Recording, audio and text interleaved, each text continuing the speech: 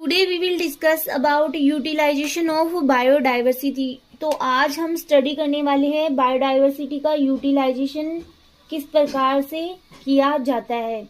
तो सिंपल सा छोटा सा ही टॉपिक है, ये 1 पेज का ही टॉपिक है जो आप नोट डाउन कर सकते हो। बहुत इजी लैंग्वेज में आपके लिखा गया है। बायोडाइवर्सिटी इकोसिस्टम की प्रोडक्टिविटी को इंक्रीज करती है। प्रत्येक स्पीसीज चाहे कितनी भी हो, चाहे स्मॉल एरिया में प्रेजेंट हो या फिर लार्ज एरिया में प्रेजेंट हो, सभी का अपना अपना इम्पोर्टेंस होता है, सभी का इम्पोर्टेंट रोल होता है। फॉर एग्जाम्पल, लार्ज नंबर में प्लांट स्पीसीज का अर्थ है क्रॉप्स की अधिक डाइवर्सिटी। बहुसंख्यक स्पीसीज डाइवर्सिटी सभी लाइफ फॉर्म्स के लिए नेचुरल स्टेबिलिटी सुनिश्चित करती है।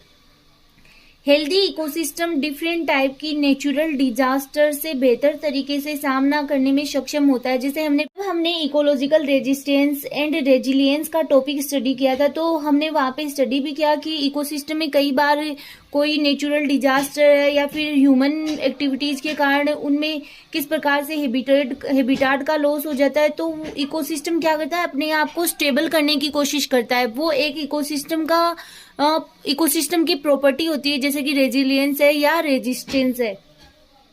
हेल्दी इकोसिस्टम डिफरेंट टाइप की नेचुरल डिजास्टर से बेहतर तरीके से सामना करने में सक्षम होता है और बेहतर तरीके से अपोजिट कंडीशन से उबर सकता है। इसलिए बायोडाइवर्सिटी का कंजर्वेशन अत्यंत आवश्यक है। एक हेल्दी बायोडाइवर्सिटी सभी के लिए कई नेचुरल सर्विसेज प्रोवाइड करवाती है, such as conservation of water resources, organisation and conservation of soil, nutrient storage and recycling, contribution of climate stability, ecosystem maintenance, recover from unexpected events। तो ये कुछ जो बायोडाइवर्सिटी कंजर्वेशन करने पर हमें इस प्रकार की नेचुरल सर्विसेज प्रोवाइड होती है। Many biological resources like food, medicinal resources, wood product, ornamental plants, breeding stock, genes, species और diversity in ecosystem, ये भी एक प्रकार की इकोलॉजिकल सर्विसेज है।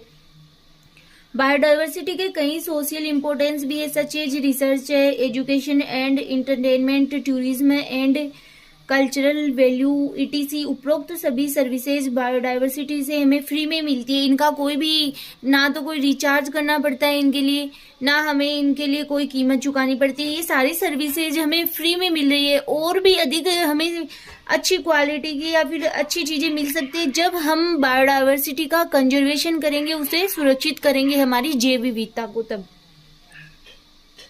जेनेटिक लेवल की डाइवर्सिटी जंगलों में नेचर में ऑर्गेनिज्म के एक्सटिंक्ट होने की संभावना रोकने में हेल्प करती है।